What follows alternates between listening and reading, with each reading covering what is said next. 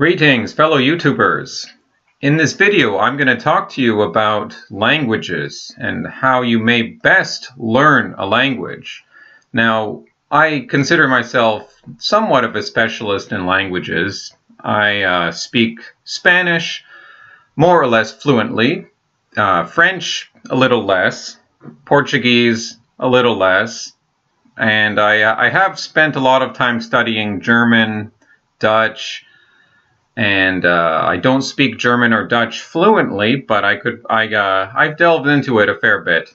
And on the other hand, I've studied some African languages like Ewe in Ghana, Swahili in Tanzania, and yeah, I've dabbled in a few other languages, but that's about it. Obviously, I'm very ambitious in this subject, and languages are something that I get a lot of fulfillment out of, and I believe other people should get fulfillment out of it as well. So my basic advice to you is, if you want to learn a language, you have to have fun.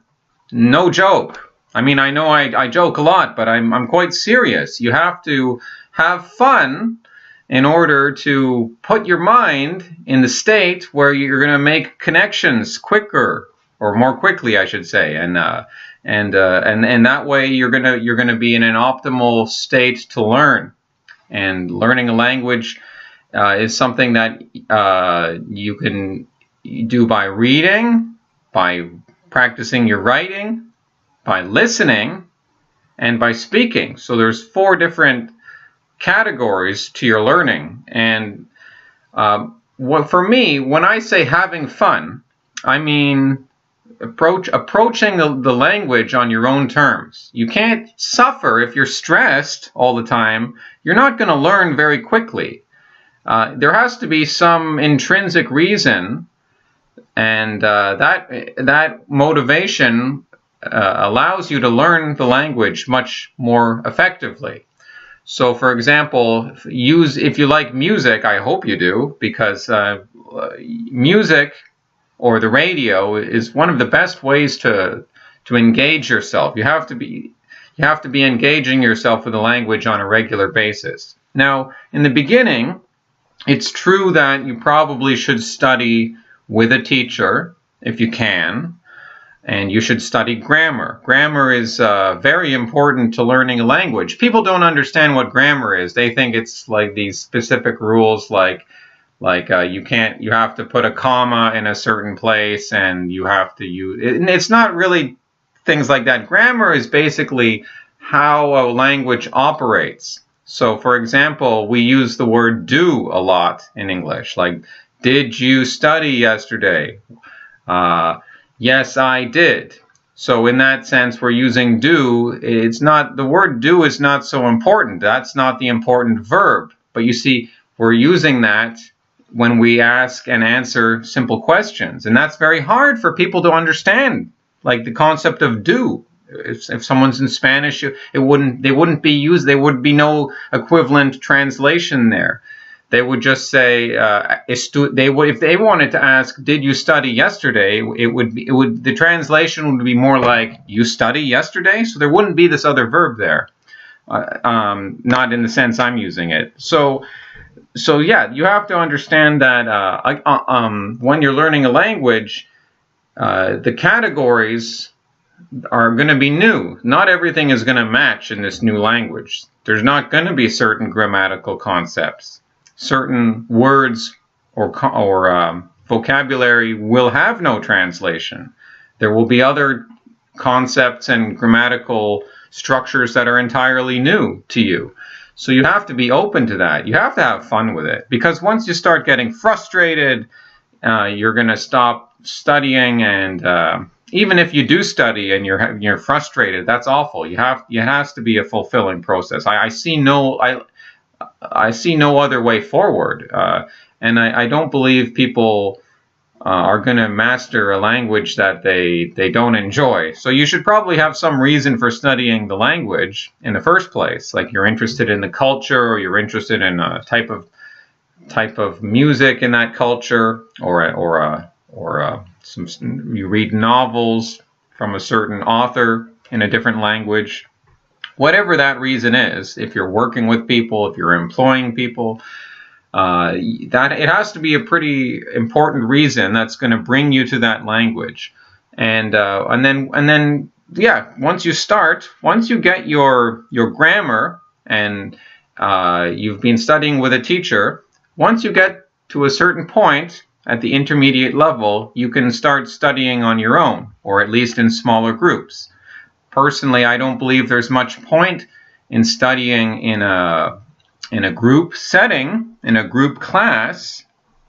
I don't see the point in doing it beyond the intermediate level, especially not at the advanced level. There would be no point for that. You should be studying one-on-one with a teacher who knows you very well, or well, not necessarily a teacher that knows you well, but working one-on-one with a skilled teacher to really bring you up to conversational fluency, which is what we want.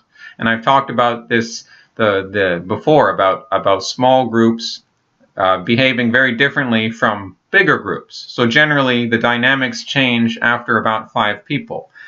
So after 5 or 6 people, when you get larger groups, I find the learning process is far less effective, and everyone wants to be social and chat and talk, and less attention is paid to learning the language. Some people like that, I understand, and it's important, especially for people who are timid. They want to be in a group setting. They want to be on the same level as everyone else starting out, and that's fine. And maybe you need that in the beginning.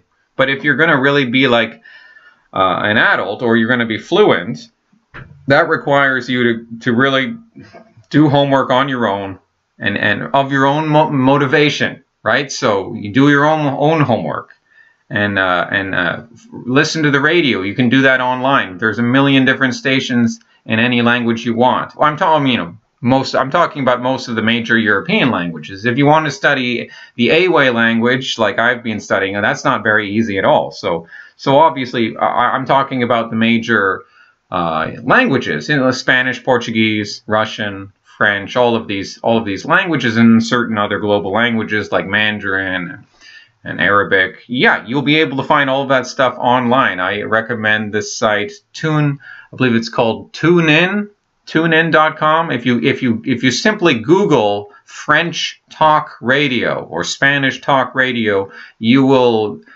get this website on the first page, right near the top of the page, and that will offer you many different options. For example, I listen to France Info, which is pretty much 24/7 news radio from France. Or the CBC. They have in Canada. They have a radio program in French, and it's 24/7. It's talk. It's interviews. It's news, weather, that kind of thing, and it's mainstream. And I think you get the sense that I don't like the mainstream media, but to get something that's available 24/7, these radio stations are there on the internet for free. If not including what you pay for your internet. So that's one thing I do normally. For example, for Spanish, there's a very good radio station based in Medellin, Colombia. It's called Radio Caracol, Snail Caracol, and they have numerous podcasts you can access. I really like Diana Uribe. She is a very talented narrator, and she does a history of the world. And she's got a bazillion episodes about any historical subject you want to learn about, and it's all there. So that's something I would do. And then I like to read newspaper articles online in different languages, and then parse through. I'd read it one time, maybe I'd read it aloud and practice my speaking. And of course, if there's no one there to correct me, then that's a But I mean, at my stage, I know the pronunciation fairly well. So in any case, it helps to practice pronunciation when you're reading, or in any case, because learning to pronounce new sounds is also building muscles and actually develop, just like you would work muscles when you're going to the gym. Learning a new language is using your vocal cords in a particular way. And that takes practice. It can be tiring to make certain sounds quite a lot. Like in French, they use this part of their body. They use their throat and their upper chest quite a lot. And in German, they have this ch, and they have that in Dutch very strongly. It's kind of like an H, but very rough, like ch. And they use that all the time in Dutch. Practically every sentence has that sound, or every third word has that sound, because it's just very common. And so for that reason, you have to keep engaging yourself in different ways, but you will probably find one way that you prefer more than others. Like, oh, I like reading articles more than listening to the radio, or I like conversing with someone more than memorizing vocabulary. See, the idea of memorizing words is very boring, and memorizing but for me it's become one of the most enjoyable aspects of learning the language. I love learning vocabulary because it gives you a sense of control, because I have my notebook, and then you write the word, and then, or it can be a word or a concept, and then you have the translation next to it in English. So it gives you a sense of control, like, aha, I've caught it, it's there. Now I usually check each term or concept or word with at least 3 different sources. So online I'll have the dictionary to 3 different websites, or maybe I'll have a real dictionary with me as well. And often what happens is, doing that, you see that, oh, maybe the first translation was not actually the most common, and because there could be more than one definition, there could be similar definitions.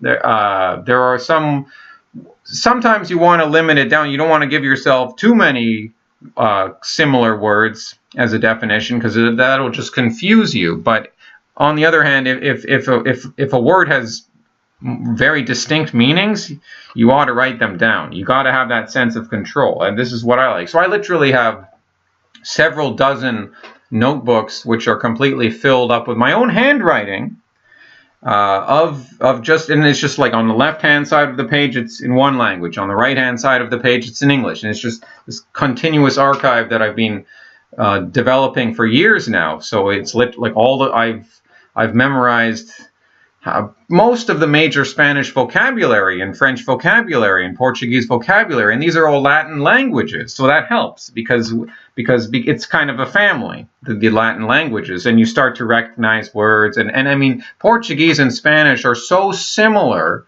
in their structure and their written form that they almost look like the same language. And I know that might irk some Portuguese and Spanish, Iberian because they obviously do have very distinct cultures, but on the other hand, the pronunciation is different for those 2 languages, very different. So a Spanish speaker might not understand a Portuguese speaker. However, a Portuguese speaker might understand a Spanish speaker. Why that is, I don't know. But when you see it written, it's so similar that for someone who like me, who hasn't perfected my Portuguese, and I'm speaking Spanish, I'm literally like start mixing up the 2 words and bringing one in from the other. So that can be kind of confusing. But you always have to have fun with it every day. Not every day, but be realistic of how much time you want to spend on this every week. It takes a little bit of discipline, but you're always trying to strike a balance between discipline and fun, play. It's an interesting concept, because if I say leisure, then that seems to imply something the opposite of work. But I don't think it's that simple when it comes to learning, when it comes to building connections in your brain between neurons, right? That's that whole web that builds up in your head. And that can mix with pleasure, actually. It can.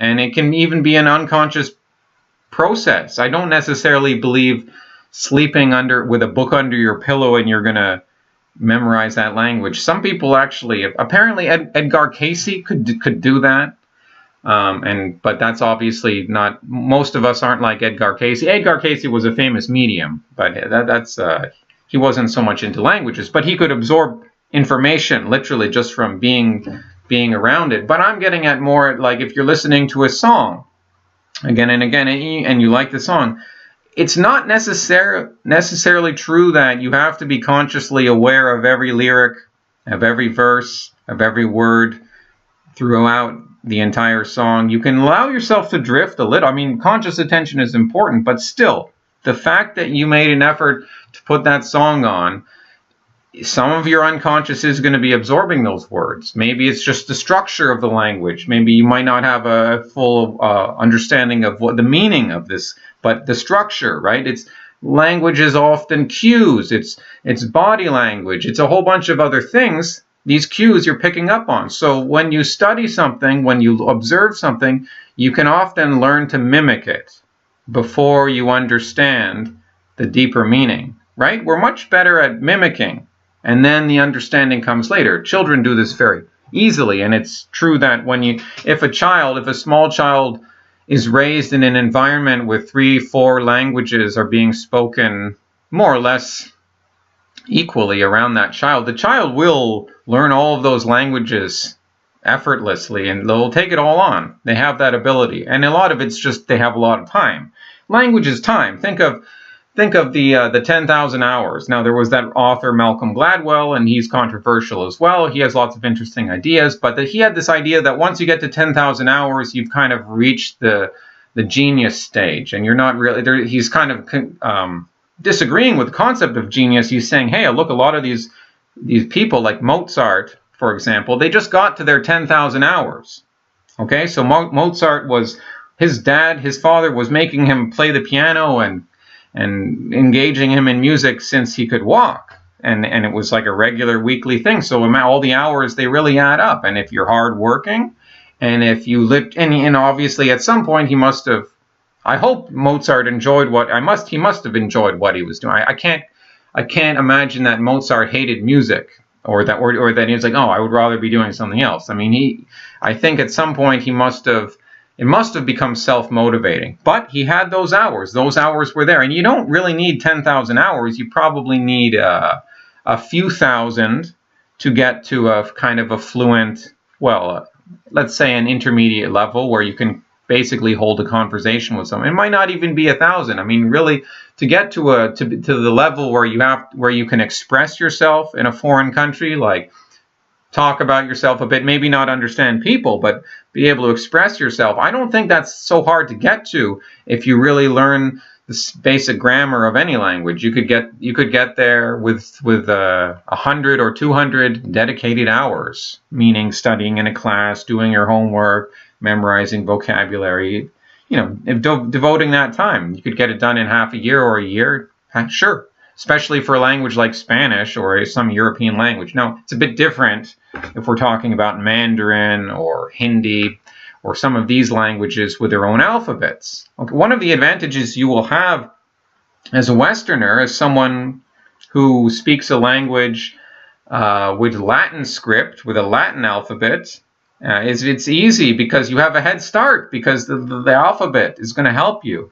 And when I say a Latin script, I mean most of our languages are in A, B, C, D, E, F, G, and then there's just small differences between them. Like the alphabet in French is more or less the same. They might have a few like in German, it's more or less the same as it is in English. There's just a few characters here and there that are different. Same thing in Portuguese. There might be some characters with accents, but more or less, though that having that alphabet there, it's going to really help you. That doesn't mean that an E sounds like an E the same way it does in every language, but it's still a vowel. You see what I'm saying? There's still a semblance there. Vowels are still vowels, and so there is this general similarity that gives you a huge head start. It's also just a very effective system, because the Mandarin or Hindi has a lot. I don't know about Hindi, but Mandarin has about 2,500 characters you would have to memorize, and they're very complicated the way they're drawn. Latin script is very simple. It's so efficient. No wonder it literally is the alphabet for half the languages in the world. Even African languages like Ewe or Swahili are written in Latin script. They have been infected by the European gene. They are now, their language is like, oh, it's controlled. It's into the framework of the European civilization. Take heed, Chinese, take heed. Your pinyin is actually far more effective. And I kind of imagine that the pinyin, which is a Latinized version of Mandarin, which was developed by missionaries to allow Westerners to learn Mandarin so they could spread the gospel to the Chinese. That pinyin is, I mean, it's not reading it. You would have to spend a lot of time with it to learn the pronunciations, but it's not like you can just look at it knowing English and know how to pronounce it. But it's you know, it's ABCD with strange accents here and there. But it's otherwise a Latin script language. So I hear that young people in China messaging, it's easier to write in pinyin, so they'll go to pinyin. And of course you would, because the characters are smaller. There's less lines. These Chinese characters are so big and so complicated. I mean, it's just ridiculous how many characters they have in their language. And I only can imagine that the imperial exam system and the fact that China was isolated for so long and it wasn't really competing with itself, it really developed this inward-looking, very sophisticated and beautiful language, but not the most efficient. Right? Because it was all about passing your exam and getting into the, well, not everyone, but the few people who were able to pass their exams and get into the imperial bureaucracy. They would have to memorize all this stuff, and the exam process was terrible. You were there for days at a time, and you'd have to eat in there, and you'd have to shit in there, and you were in a little box, and you're writing. You know, that's ridiculous. That's not an effective way to teach anyone. I wouldn't. Yeah, that's a terrible way to learn a language. That's very stressful. They must have not understood learning very well, because how can you learn a language if you're all stressed about it? And it's, you know, no, that's not what it's about. It's about having fun. And yes, there's always a good benefit, because you're going to be more employable. You're going to be able to communicate with people from different cultures. You're going to be able to form business connections. You're going to be able to not just work for people, but maybe hire people for you if you're an entrepreneur. So it'll lead. There's also, if you're an immigrant, obviously this is something in Canada we have an issue with, immigrants who don't learn English. And I know, because I've been a private English teacher working with people from Latin America, from Portugal, from that part, from Europe and from Latin America mostly, but also Russia, other people. And but yeah, a lot of people, they just want to learn English because they have to pass a test. But it's not because they actually like English. It's not because they have any intrinsic desire to learn. And that's a problem. And I tell them, and they're all more interested in working and getting cash, and then oh, you know, they come to class, they're tired, and then they don't really want to. They don't. It's, you know, so it's an issue of priorities. It's an issue of motivation. Motivation is the most important thing for learning. And I'm speaking about learning broadly, but certainly when it comes to learning a language, motivation is the most important thing. And I don't know how you can be motivated if you're stressed. I don't see how that could work. You have to find a way to make it work. So engage, listen to the radio. Hopefully you'll find something you like, and take it. Be patient. Expect to run into things which will confuse you. Expect to run into problems, because that's good, right? If you're not confused, and if it doesn't feel strange, well, you're doing something wrong. That's not my idea. Other language people have said the same thing. It's like you have to feel awkward, at least in the beginning stage, when you're really getting introduced to this. It's like, if you don't have that awkward sense, then your brain isn't being moved into that new area. And again, is that fun? Yeah, learn. Trust me. Take time. Even that sensation of oddity and being thrown into a new context can be pleasurable. It can be, because you have to think about it as growing your brain. Okay, so the best thing about all this that I've saved for the end, the best part is once you learn one or two other languages, once you get to level 3, like you have, well, let's say your mother language is English, and you've learned French, and you've learned Spanish. Okay, great. Now you're going to tackle German. It's going to be easier for you, I guarantee, because with each language you learn, your brain adapts, and it becomes more. It gains an ability to assimilate new matrices of information. it develops an organic reassembling quality. So it's fascinating, and this goes for studying a new written script. It goes for learning sounds. You'll be faster to pick up sounds. You'll be faster to imitate them and mimic them. And again, as you slowly mimic and as you listen and you immerse yourself in a stress-free environment with no pressure, right? No pressure to take this too seriously, like, oh, I have to get this done for that. That's the entirely wrong mindset. If you're in a stress-free mindset, then this assimilating quality will just grow and grow exponentially with every language you will acquire. So now that I wouldn't say I speak all those languages I've mentioned fluently, but I'm at the stage where any European language, I think I would be able to assimilate fairly quickly. But I'm at the stage now where it's like, okay, I really got to branch out into something that's not European. And it's like, that's taking me back a step, because then going through this whole process of learning a new alphabet, it's like learning a new genetic code. It's like an entirely new system you're trying to get into. But in terms of European languages, there's so many similarities, and they have European script in these other foreign languages that it's almost like beckoning you. It's saying, hey, it's not really that hard. So basically, people stress themselves out. They think, oh, I can't do this, and then they leave a language, and then and sure, if you're stressing out, then you're never going to get anywhere. You just have to give yourself time. You can't take it too seriously. I know that might be a bit of a contradiction, because it is hard work, but you can't take it too seriously. You do that, and I guarantee you will have fun learning a new language. Okay, amigos, hasta luego.